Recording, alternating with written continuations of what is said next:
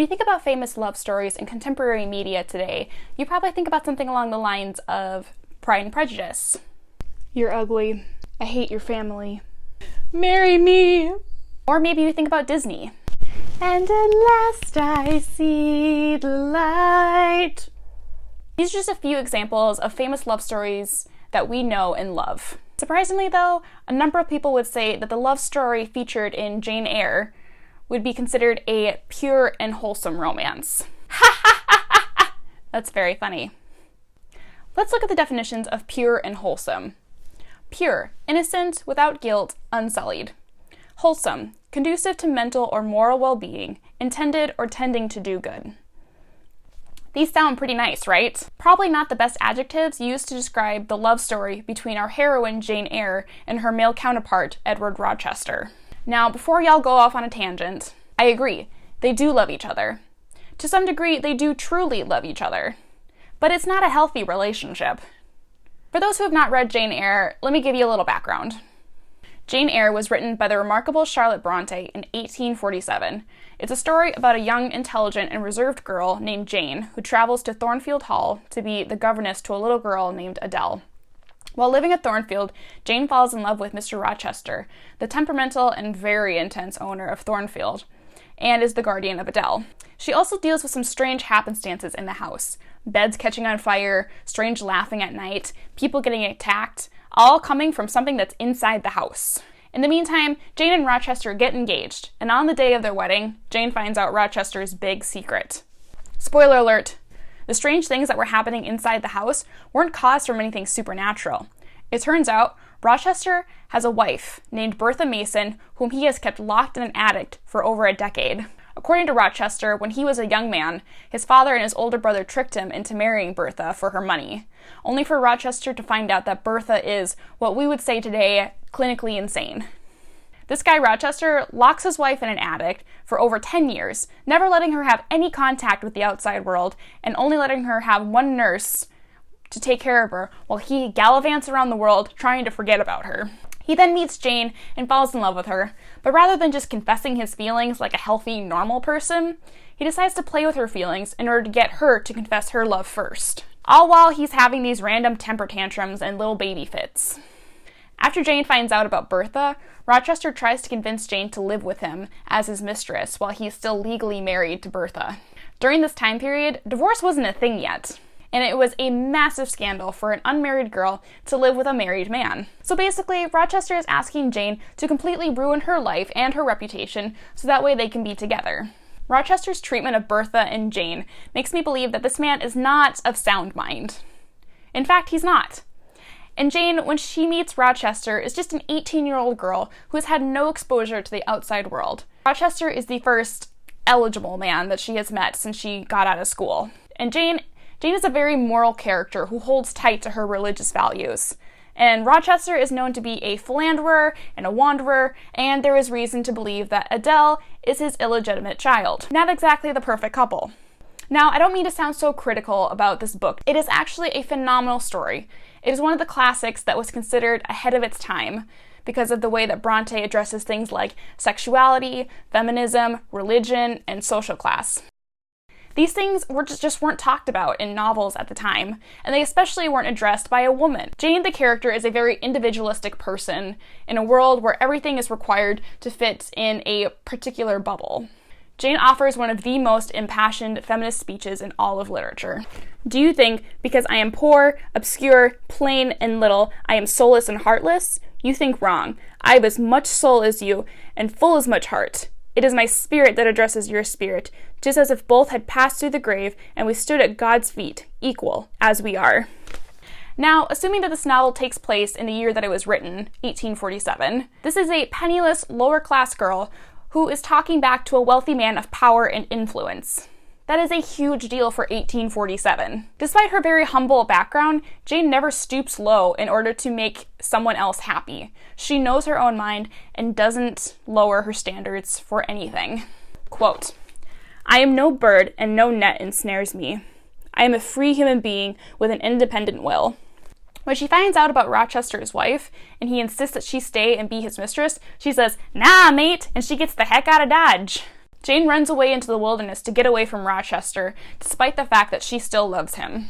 She's eventually rescued from the wilderness by a family of 3, a brother, St. John, and his 2 sisters, Mary and Diana. St. John is a local clergyman who plans to be a missionary in India. Long story short, St. John wants to marry Jane, not because he likes her or loves her or even has any kind of human emotion, but because he believes that she would be a good and dutiful wife for him. Quote, "You are formed for labor, not for love. A missionary's wife you shall be. You shall be mine. I claim you, not for my pleasure, but for my sovereign service. You are killing me now. God did not give me my life to throw away." Ah, snap. Again, she's talking back to a man with power and influence. Our Jane undoubtedly knows her own mind and has so much self-respect. She refuses to be Rochester's mistress and refuses to be St. John's good little wife. As the story progresses, Jane finds out that she had an uncle that she never knew about that has died and left her a fortune of £20,000. Today, that would be over $350,000. So our girl Jane is single, free, and rich. Eventually, in the end, Jane does go back to find Rochester, and what she finds is his home is a burnt pile of rubble after a fire that was caused by Rochester's wife. During the fire, Bertha had climbed to the roof of the house and threw herself off and died. Rochester is left injured and blind from the fire, and he moves into a little house away from the rest of the world. As you can probably figure out, Jane and Rochester reunite and they get married in the end. Despite Jane eventually marrying the morally ambiguous idiot, I'm very pleased that Jane gets a happy ending. Jane Eyre has been one of my favorite books since I was a teenager trying to figure out my own mind, and it has been a huge inspiration to women for over 170 years. To discuss the matter further, I've asked the published poet and distinguishing writer, Dominica Matthews, to talk about the subject a little bit further. Unfortunately, he wasn't able to be here for an interview, so I was able to record an interview that I had taken with him via audio. So here's that. Hi, Dominica. Thank you for taking time to do this interview. Thank you for having me. Like you had a choice.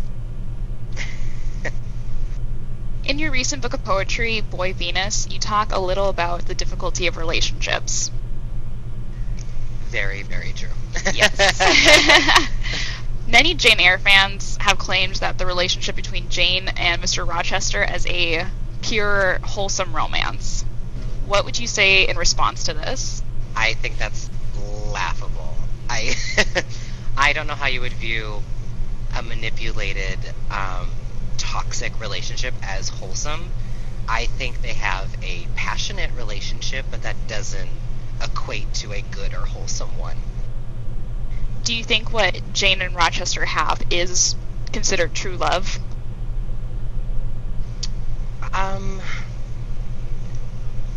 Maybe in their own separate way. I don't think it's true love, but I do think it's fulfilling for them in 2 completely different ways. Like, I think she's always wanted safety and shelter, and I think he provides that for her, even if it comes with, the crazy manipulation, like you're trying to get her jealous, and or also along with like the red flags, like his wife is chained in his attic, like, you know what I mean, like stuff like that. Like, so true love, no, but fulfills a gap or a need that both of them are looking for, yes. As a whole, what is your opinion of the relationship? Like, do you approve of it? Do you disapprove? Do you... Listen, it's 2019. We're not supporting toxic relationships anymore. But in terms of, like, a read, yeah, it's a great read. I mean, it's passionate, it's wild, there's twists, there's turns. I mean, every time you think you've got the relationship figured out, you have another curveball thrown your way. So, like, do I support the relationship, like, in real life? Like, me? No. But do I love reading about it? Was it interesting? Yeah, for sure. Because Jane as a character was a pretty feminist character for her time. Many critics have said that Charlotte Brontë was ahead of her time when she wrote Jane Eyre. Would you consider Jane, the character, as a good role model for women today? Oh god, that's a really good question. I don't know if I necessarily, maybe not for women today, of women of her time, yes. I think she was pretty pretty pioneer character. I can see why. I can even see why women nowadays would maybe like look up to her. You know, independent, like go-getter. Even when it came to like initially resisting the relationship with Rochester. But I mean, like, good role model. I mean, I don't know, not really. I mean, I feel like if you're gonna get stuck in a relationship with like a psychopath, there's got to be something. I feel like that's the character flaw that I can't get down with. I feel like a lot of Jane Eyre fans don't quite see that side of it, unfortunately. But I'm happy to hear that you do. Yeah, and I feel like you're right. A lot of Jane Eyre fans don't see that, and I kind of don't really understand. But I feel like it's kind of like, you know, the Edward Cullen and Bella situation, like Edward Cullen, Edward Rochester. Yes, exactly. To like abusive, like controlling men, manipulating women, but because it's masked in this grandeur and this romance, we're like, oh my god, I want that. And it's like, but do you though? Like, you definitely make some very good points on that. And in a lot of ways, Edward Cullen was modeled off after Edward Rochester. I see, and like that's what I'm saying. It's a total Twilight syndrome. It kind of is, yeah, definitely. And just like Twilight, it makes sense. Like both of them have the fan bases where it's like you have those ride or die fans, and it's like, well, come on, guys, you do better. Well, thank you for your time. Thank you so much for having me. Talk to you later. Bye-bye.